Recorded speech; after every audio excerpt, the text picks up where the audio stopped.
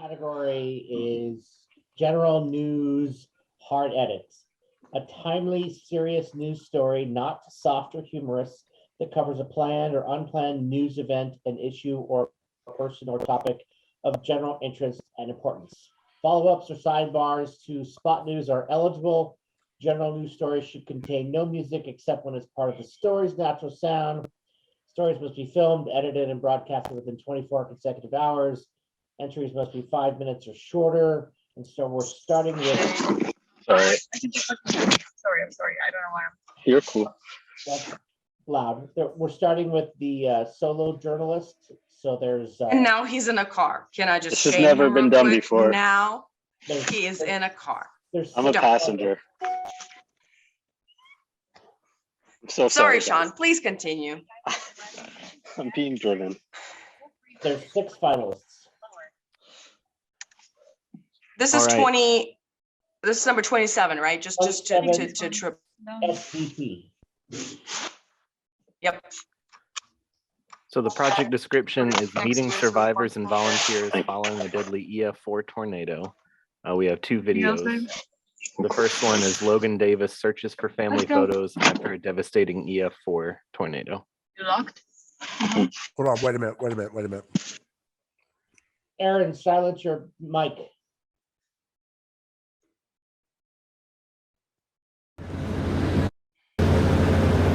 Pick any street in Mayfield and there's a story.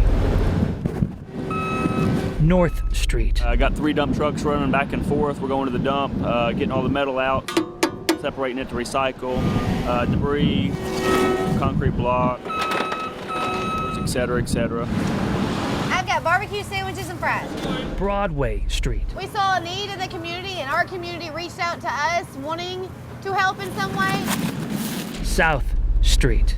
There's pieces of signs, pieces of walls, shingles off the roofs. Just want to help in any way I can. I know there's a lot of people who've lost a lot. I think that's my dad right there, maybe. And then there's 6th and Ann Street. We're trying to look for some old family pictures. Where Logan Davis is searching for family photos in what was his cousin's home. I think they found about 5 so far. There's some that we found on Facebook. It was like 100 miles away up north. Somebody posted it on Facebook and we found it that way. Everyone in his family is accounted for. That's this house, I can tell by the wall. But salvaging a few family photos would help raise their spirits. So much around Davis has been knocked down. It just came around the corner and hit him. In Mayfield, there's a story on every corner, each one unique, yet connected by tragedy. Rest assured, the next chapter will be about triumph. Jonathan Gregg, Spectrum News.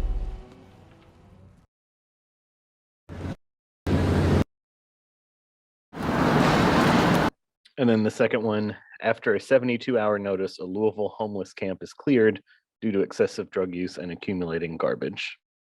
Wait a second. What was that last one called? Let's see. On every corner. On every corner, okay. And this is part of the same package, it looks like.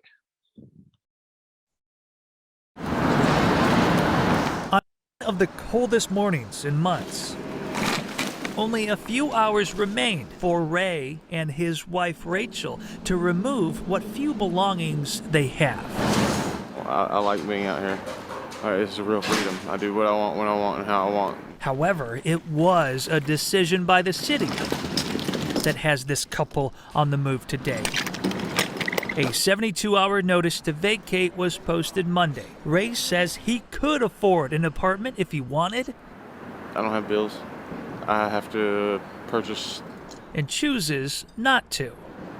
Narcotics. That's about the only thing I have to pay for, and half the time I ain't got to pay for that. Because people are just quick just to hand it out. In fact, his greatest challenge of the day will be moving his larger items to a different site closer to the river. It may appear bleak, but Ray disagrees. Just because we live in tents, have tattoos, and get high sometimes, doesn't make us any different or any worse than anybody else. We're just the same as they are. They do well to remember that. Shortly after 12 p.m., Ray pulled his belongings across Market.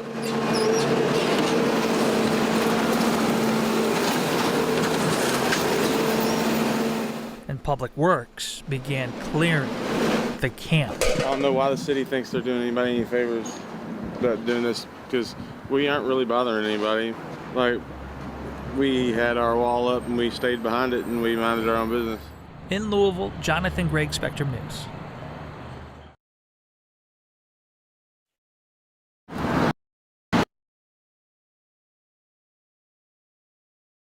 What was that one called? Homeless camp cleared.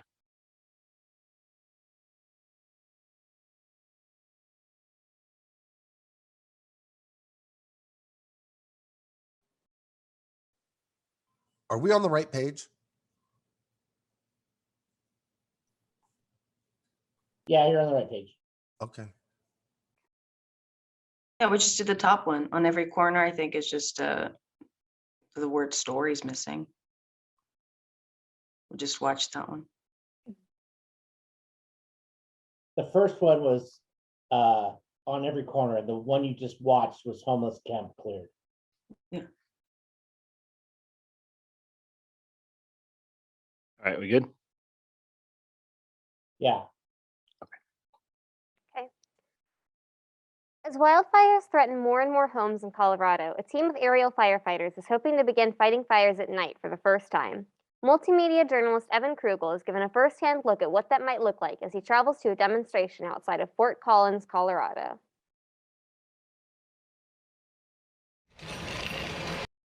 Colorado wildfires can start quickly, giving Chris Doyle and his team just minutes to fill up this air tanker at the Loveland Airport. We have in the panel what's called synthetic vision. This plane is one of a handful in the state designed to fight fires. When we want to drop the load, we just use the trigger switch down here, and that activates the gate and drops the retardant. But as the sun sets on the mountains west of Loveland, this air tanker is normally grounded until morning. Tonight, that is not the case. Doyle's team quickly filling him back up to try something they've never done before in Colorado. Copy that, all comes from east to west, from the saddle down the hill towards the road. Doyle dropping loads of retardant with pinpoint accuracy in a mock demonstration of what the future could hold in Colorado. That was a good drop, right on the money. Using a strobe on the ground and night vision goggles, Okay, I'm contact your strobe light. firefighters can lead Doyle to where he needs to go. Doyle says the night vision goggles allow him to see just as well at night as he can during the day. A lot of stuff with light sources actually appear a lot easier to spot during the night with the goggles that you wouldn't see during the day. So that's a big plus when we're hunting out fire. And while this is just a demonstration, Co-Fire Aviation hopes to one day make this reality in Colorado.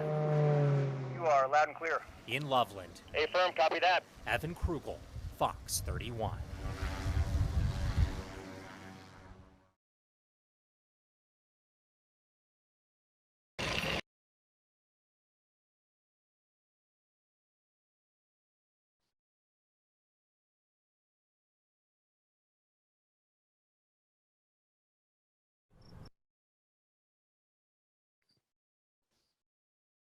A Colorado man deals with the aftermath of a tornado. Well, that used to be the cow barn. That was over here. He pictures the before in Platteville. Used to be. But Gerald Rush is living the after. Building upside down on my brother's car. Not much in his mother's property off Weld County Road 21 is where it should be. These two tanks used to sit right here. Before was Monday evening when Gerald stopped by for a visit and a tornado did too. Then all of a sudden the neighbor's house totally disappears.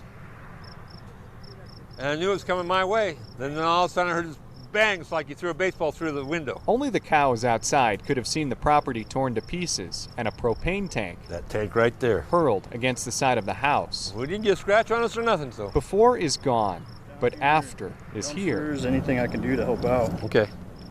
Thank you, sir. So are kind offers from strangers. Oh, I gotta take this, guys. And neighbors. Hello. What used to be. All right.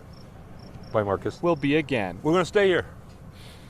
Rebuild. The worst has passed, and Gerald appreciates the gift of the present. You can't put a price on life.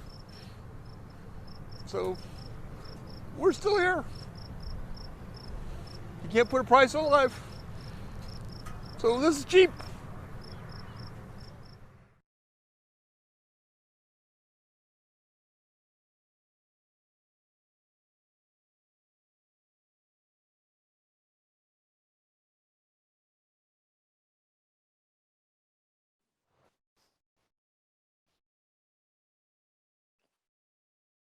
A Denver pastor and his son deal with the aftermath of a fire in their church. It could have exploded Sunday, but the Lord just held it back, didn't he? Timing is a blessing only a pastor can see today. Look what the Lord did. He waited until Thursday, Renee, to let it happen. We were in his Sunday. On any other day, W.H. McDonald wouldn't be grateful to see his church empty. So I humbled myself to put my name in very small letters. The senior pastor and his son AJ, an assistant pastor, feel the weight of what could have been We on the same page, okay. had their church been full. The building at 33rd and Williams caught fire hours earlier. It's gonna blow up. The pastors saw it on TV first. Wow. Oh my And their eyes still can't believe it. A fire explosion took place and it blew out. And that's why that awning came down. The 88-year-old building is not lost, but it'll stay empty for a while. We don't want to spark them back up, but man, you guys have been awesome, man, so I appreciate you guys. The pastor's work will go on. We've seen lives changed and people blessed, bodies healed, souls saved. Different people just throughout the community have been stopping by and just letting us know that they support us, they stand with us. Okay. We're here to support you guys no matter what. Okay. Okay? Whatever your people need. Okay. All right? Not just with the church, just with anything. Okay. The church is still here, and it's the right time to rebuild. It grabs you, but we can get through it. Noel Brennan. We can get through it. 9 News.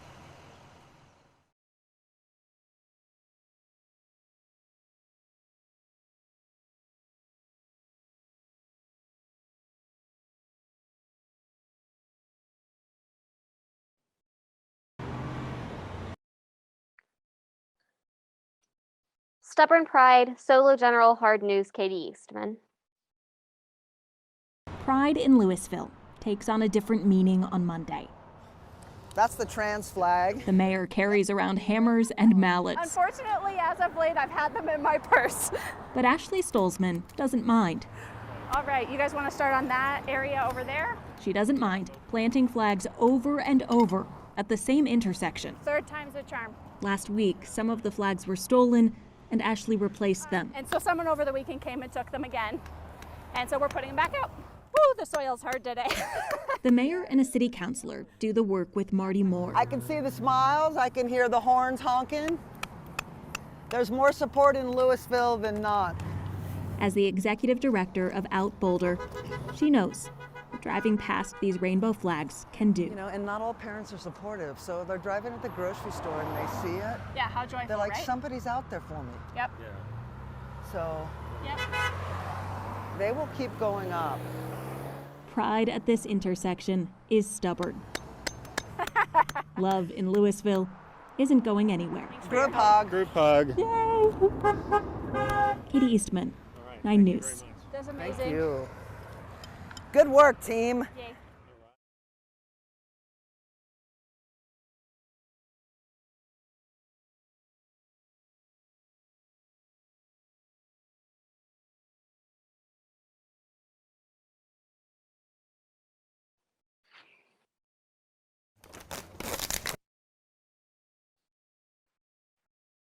An Erie teenager spent his summer delivering at-home COVID test kits for free. Kenner Galdamez Sosa has a lot on his to-do list. I know, I don't know where I'll find the time. The 16-year-old isn't spending his summer bagging groceries, but rather something else, Something that may not earn him any cash, No paycheck. no benefits, or Gas money. but gets him a ton of respect. Well, it started mid-June when my brothers were having COVID-like symptoms. Kenner wanted to get his brothers at-home test kits, but the $25 price tag was just too much. So I did some research and I found that Colorado has a stockpile of these test kits. And I found out that I could order. I contacted them, placed an order, and then a few days later, like 1,200 test kits arrived. At first, Kenner gave his leftovers to his church community, but still had a stockpile. So I started like posting that I had these extra test kits, and it just grew from there. Every day, Kenner clocks himself in, prepares dozens of orders, and gets to work, delivering them within 35 miles of Erie, free of charge. I thought my service would, like my program, it would like come to an end in just a few weeks, because I was like, oh, the pandemic is gonna get better, everything's gonna come to an end. But no, like on the other hand, like I've gotten more orders every day. To date, Kenner says he's distributed over 9,000 test kits to more than 620 families, including to neighbor Sue Thompson. It's so cool. It's really important for the community to have something like this, and just know that you have tests in your house and you can test yourself and be safe for everybody around you. With each kit delivered, Kenner knows another request is on the way. A never-ending to-do list. Thank you. From a job that pays in gratitude. Jaleesa Irizarry, 9 News.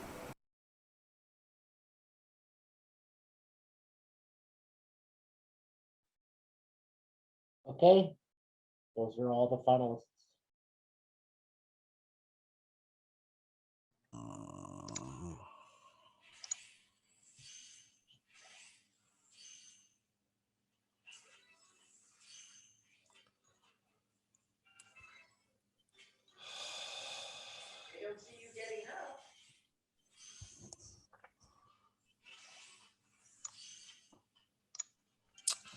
What is that? The night vision firefighter thing. For the edit, I really enjoyed it.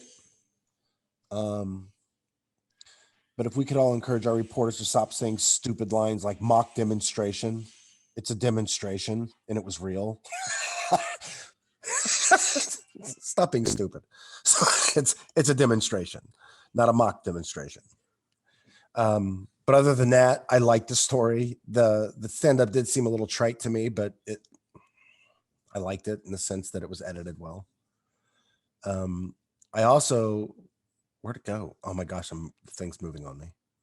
I also liked the pastor, or I don't know the name of it. It was the fire. It could have been it could have exploded Sunday.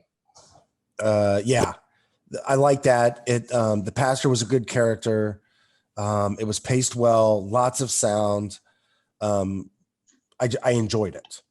I mean, I felt like it's something that I could have walked up on and watched, like I was there. I don't know why I feel that way. I could be jaded because I've done those stories. So, but I felt like it felt real, not forced. Everything in it felt natural, I guess is what I'm saying. Those are my favorites to start.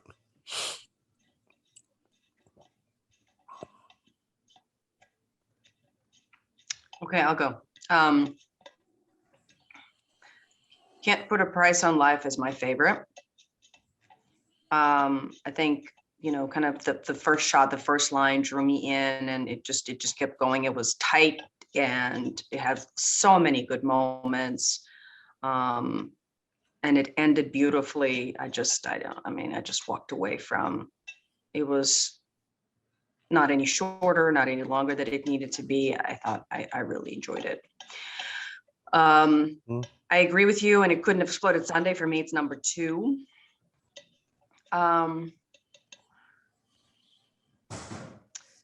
The number 3 for me probably would be On Every Corner. Because it was, you know what it is. What's like you parachute in there and it's a, you know, a tornado or whatever the event is, and you try to figure out how to tell that story. And I think that he did it in a really nice way. I mean, there's lots of gnats. It just took me there. I felt like I was there. I understood what the people were going through. And it was not just focused on the traditional, my house blew away and it's so sad and I'm going to cry about it. But it had other elements in it that told a bigger story. So I liked it. Those are my top three, actually, in that order. I can go next. My number one would be the Price on Life. I really thought it was a great character. Actually, I wanted more, so it left me wanting to know more about this guy and everything. So I think that was a solid piece, solid edit. I'm up in the air with the next two. I'm good with the explosion. If everyone agrees with that, I'm good with that one. Or the night vision firefighting, I thought was compelling as well. Those are my top three.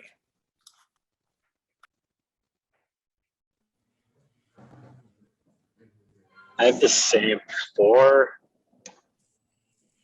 I think I would have night vision above it could have exploded, but I'm not super committed to that.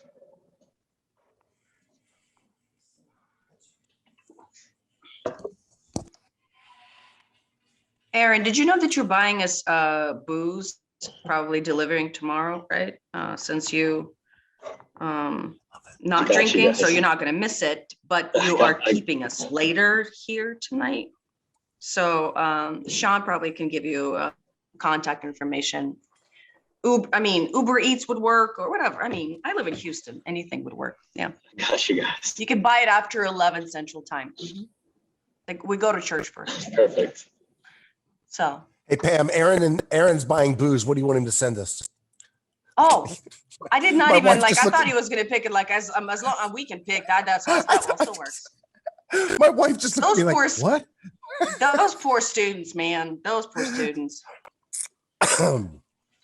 But they'll have the number funnest two? watching ours. Of all the judging, this will be the funnest. Yeah. I'm in agreement with number one and with number two. I don't know what to do with. I forgot about Every Corner, and I liked it. I liked it a lot, so much that I actually said, let me get over to my comments. It's like he didn't use a tagline or something. No, that was a different story. Which one was that? No, maybe I don't remember Every Corner. Sorry. Because I just said, can I judge it? I've seen it before, but I don't. I'm agreeing with 1 and 2. Yeah, you did. You said it. You've judged it before. It was Every Corner. Yeah. So we're doing Price on Life number 1, Night Vision number 2. Yeah, or no? Or could have exploded Sunday number 2. Yeah, yeah. Exploded. Yeah. Cody? And so what are we doing? Huh? I'm asking Cody if he concurs with your 1, 2, 3. Yeah, I'm good with that. Aaron? Wait, so on Every Corner, you have that as third. Is that up in the air or? Yeah, the on Every Corner is like now an HM is like. Gotcha. Hearing. Is that good? Or did yeah. Okay, Yeah. So first is can I put a price on life? Second is it can explode Sunday. Third's Night Vision, and honorable mentions on Every Corner.